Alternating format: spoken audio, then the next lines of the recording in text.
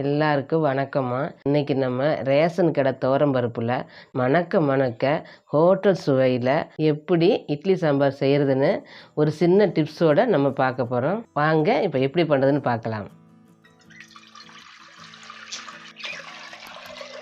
Ration பருப்பு 100 gram எடுத்துருக்கேன், சாம்பார் தேவையான அளவு. இப்போ இதை 2-3 தடவை கழுவி நம்ம இந்த குக்கரில் தண்ணி சூடு ஏறிட்டுருக்கு, அதில் போட்டு வேக வைக்கலாம். பருப்பைம்மா 2-3 தடவை நல்லா கழுவிக்கும், தண்ணி நிறையா ஊற்றி நல்லா கழுவிக்கலாம். இந்த தூசிலாம் இருந்தால் வந்துடும், அழுக்கு கூட இருக்கும். அதுவும் பாருங்கள், கலர் பாருங்கள், தண்ணி மாறிக்கிச்சு கலரு.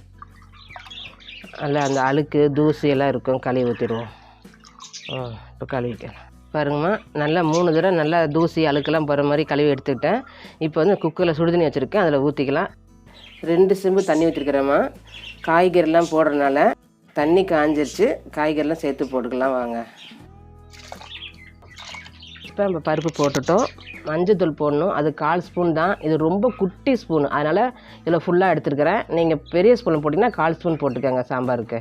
10 பூண்டு பல் உரித்து வச்சுருக்கிறேன், அதையும் இதோட சேர்த்துக்கலாம். 3 பச்சை மிளகா பாருங்கம்மா, லைட்டாக கீறி வச்சுருக்கேன், இதோட போட்டுக்கலாம். பாருங்கம்மா, சின்ன வெங்காயம் ஒரு 100 கிராம் எடுத்து உரித்து வச்சுருக்கிறேன், முழுசாக அரியில் நல்லா சுத்தம் பண்ணி கழுவி எடுத்து வச்சுட்டேன், அதையும் இதில் சேர்த்துக்கலாம். 3 தக்காளி எடுத்து நல்லா கழுவிட்டு சின்னதாக அரிஞ்சு வச்சுருக்கிறேன், அதையும் சேர்த்துக்கலாம். அடுத்து பாருங்கம்மா, நல்லா பிஞ்சு கத்திரிக்காய் 2 கத்திரிக்காய் எடுத்து பொடியாக கட் பண்ணியிருக்கிறேன், அதையும் இதில் போட்டுக்கலாம். ஒரு உருளைக்கிழங்கு எடுத்து மீடியமான சின்ன ஒரு கிழங்கு எடுத்து தோல் உரித்து கழுவி கட் பண்ணி வச்சுருக்கேன் பாருங்கள் பொடியாக, இதையும் இதில் போட்டுக்கலாம். பாருங்கள், அதே மாதிரி கேரட் 1 பொடியாக கட் பண்ணி கழுவி அரிஞ்சு வச்சுருக்கிறேன், அதையும் போட்டுக்கலாம். அடுத்து பாருங்கம்மா, பீன்ஸு 4-5 பீன்ஸ் எடுத்து கழுவி பொடியாக அரிஞ்சு வச்சுருக்கேன், அதையும் இதில் சேர்த்துக்கலாம். பாருங்கம்மா, ஒரு 1/4 ஸ்பூன் பெருங்காயத்தூள், அதுவும் இதில் போட்டுக்கலாம், நல்லா வாசமாக இருக்கும், செரிமானம் கொடுக்கும். பாருங்கம்மா, ஜீரகம் ஒரு 1/4 ஸ்பூன் எடுத்து அதோட போட்டுக்கலாம். பாருங்கம்மா, 2 விரலில் வெந்தயம் கொஞ்சம் லைட்டாக, ரொம்ப போட்டால் கசக்கும், இது வாசத்துக்கு மட்டும் கொஞ்சம். ஸ்பூனில் போட்டால் நிறையா போயிடும், அதனால தான் விரல் எடுத்து காட்டுறேன். இதே அளவு போட்டால் போதும். பாருங்கள், பருப்பு எல்லா காய்கறியும் போட்டு நல்லா இது ஒரு 6 விசில் வரை நல்லா கொலைய வேகணும். இந்த பருப்பு நல்லா குழஞ்சது நமக்கு குழம்பு நல்லா திக்காக கிடைக்கும். இந்த காய்கறி நல்லா வெந்து நல்லா டேஸ்ட்டு கொடுத்துருக்கோம், அதனால் நல்லா ஒரு 6 விசில் வைப்போம். பாருங்கம்மா, தண்ணி நல்லா சூடு ஏறிச்சு. இப்போ மூடிடுவோம், போட்டு 6 விசில் வைக்கணும். நல்லா கொலையணும் பருப்பு காய்கறியெல்லாம், மூடி வச்சு வேக வைக்கலாம். பாருங்கம்மா, 6 விசில் கேஸ் எல்லாம் நல்லா இறங்கிருச்சு. இப்போ திறந்து பார்க்கலாம். நல்லா வெந்து வந்துருச்சு பாருங்கள், கொலையே வந்துருச்சு பாருங்கள். பருப்பு போட்ட காய்கறி எல்லாம் நல்லா கொலையே வெந்துருச்சு. 6 விசில் வச்சு தம் இறக்குனீங்கன்னா கரெக்டாக இருக்கும். இப்போ பாருங்கள், சரியாக இருப்போ குழம்பு கூட்டிடலாம். நம்ம வெந்த காய் பருப்பு எல்லாத்தையும் குக்கர்லேருந்து மாற்றி இந்த சட்டியில் எடுத்து வச்சுருக்க பாருங்கள், மண் சட்டி நல்லா வாசமாக இருக்கிறத வச்சோம்னா வாங்கம்மா, இந்த குழம்பு இப்போ எப்படி கூட்டுறதுன்னு பார்க்கலாம். சாம்பார் பொடி 1 ஸ்பூன் போட்டுக்கலாமா. இது சாம்பார் பொடி நானே பண்ணது. இந்த சாம்பார் பொடி எப்படி பண்ணுறதுன்னு நான் வீடியோ பண்ணியிருக்கிறேன். இந்த வீடியோவை நான் டிஸ்கிரிப்ஷன்லையும் கொடுக்குறேன், போய் பார்த்து தெரிஞ்சுக்கோங்க. இப்போ சாம்பார் கூட்டலாம் வாங்க. இதுக்கு 1 ஸ்பூன் சாம்பார் பொடி போதும், ஏன்னா ஏற்கனவே 3 பச்சை மிளகா போட்டிருக்கோம், இது சரியாக இருக்கும். இட்லிக்கு தானே, இட்லி தோசைக்கு சரியாக இருக்கும். தேவையான உப்பு போட்டுக்குவோம். பாருங்கள், கல் உப்பு போடுறேன், 1 ஸ்பூன் இருக்கும், கல் உப்பு போட்டுக்கிட்டேன். இப்போ தண்ணி எவ்வளோ நமக்கு தேவையோ பார்த்து ஊற்றிக்கலாம். கொஞ்சம் கொஞ்சமாக ஊற்றி பாருங்க.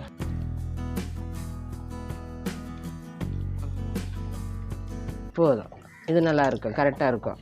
இன்னும் ஒரு கொதி தானே வரணும், வேறு ஒன்றும் இல்லை. கொதிச்சோன்னே தாளிக்கணும், அப்போ தாளிக்கும் போது பார்க்கலாம்.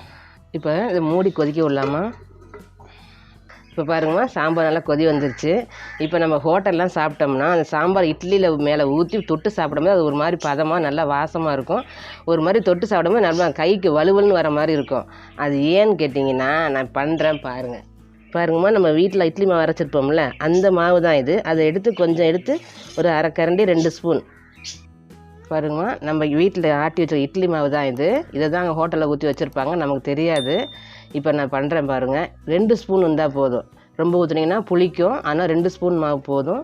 கொஞ்சோண்டு 1 ஸ்பூன் தண்ணி ஊற்றி லைட்டாக கலக்கிக்கணும். கட்டி கட்டியாக இருக்கும் குழம்புல, அதனால் கலக்கி ஊற்றினோம்னா குழம்போடு நல்லா கரைஞ்சிரும். அவ்வளோதாம்மா, இதுதான் அந்த ஸ்டைலு, ஹோட்டல் சாம்பார் ஸ்டைல். அந்த இட்லி மாவு தான், அதை ஊற்றி சாப்பிடும்போது ஒரு வாசமாக இருக்கும். பாருங்கம்மா, கொத்தமல்லி நல்லா அலசி கழுவி கிள்ளி வச்சுருக்கேன், இது போட்டுக்கலாம், நல்லா வாசமாக இருக்கும். அது இந்த கருவேப்பிலையும் லைட்டாக இப்படி ஒரு கிள்ளி போட்டுக்கலாம், அவ்வளோதான். நல்லா கொதி வந்துருச்சு. இதை நம்ம இறக்கி வச்சு தாளிக்கணும். தாளித்து காட்டுறேன் பாருங்கள். பாருங்கள் சாம்பார் செமையாக அழகாக வந்துருச்சு. ஓகே, இப்போ இறக்கிடலாம். இதுக்கு மேலே இருந்தால் திக்காயிடும், கொஞ்சம் நல்லா கெட்டி ஆகிடும். அதனால் நம்ம இறக்கிடுவோம்ப்பா. இப்போ தாளித்து கொட்டணும். பாருங்கம்மா, கரண்டி நல்லா காஞ்சிருச்சு. இப்போ எண்ணெய் ஊற்றிக்கலாம். எண்ணெய் கொஞ்சம் கூடயே ஊற்றுங்க, ஒரு 4 ஸ்பூன் அளவு ஊற்றுங்க. எண்ணெய் பாருங்கம்மா நல்லா காஞ்சிருச்சு. இப்போ பாருங்கள், 2 விரலில் சோம்பு, ஒரு 4-5 மிளகு போட்டோமா, ஜீரகம் 2 விரலில் போட்டாச்சு. கடுகு உளுந்து சேர்த்துருக்கேன் பாருங்கள், அது 1/4 ஸ்பூன் போட்டுக்கலாம். சின்ன வெங்காயம் மெல்லிசாக ரவுண்டாக அரிஞ்சிருக்கேன், அதையும் போட்டுக்கலாம். காஞ்ச மிளகா 4-5 எடுத்துருக்கேன் பாருங்கள், சின்ன சின்ன மிளகா தான், அதெல்லாம் போட்டுக்கலாம். காம்பும் கிள்ள வேண்டியதில் நல்லா வாசமாக இருக்கும், அதையும் சேர்த்துக்கலாம். பாருங்கள் வாசம் வருது பாருங்கள். பாருங்கம்மா, எல்லாம் நல்லா பொரிஞ்சு வந்துருச்சு பாருங்கள். இப்போ எடுத்து சாம்பாரில் போட்டுடலாம். சாம்பார் செமையாக ரெடி ஆயிடுச்சு. அவ்வளோதான், இட்லி சாம்பார் ரெடி.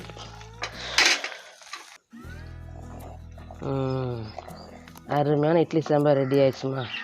ரேஷன் பருப்பில் செஞ்ச இட்லி சாம்பார் சூப்பராக ரெடி ஆயிடுச்சு. ரேஷன் துவரம் பருப்பில் செஞ்ச இட்லி சாம்பார் பாருங்கள், கமகமன்னு ரெடி ஆயிடுச்சு. சூப்பராக இருக்குது. செஞ்சு சாப்பிட்டு பார்த்தீங்கன்னா அருமையாக இருக்கும். நீங்கள் செஞ்சு சாப்பிட்டு பார்த்துட்டு எனக்கு கமெண்ட்டில் சொல்லுங்கள். மறக்காமல் லைக் பண்ணுங்கம்மா. நன்றி, வணக்கம்.